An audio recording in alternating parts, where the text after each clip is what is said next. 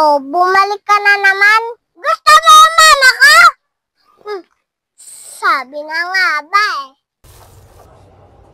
Ano yung dala mo? May dala akong gamot para sa mama mo, tapos inumin. Ha, mataas ang dosage nito. Ewan ko lang kung hindi pa siya gumaling nito, ha? Oh,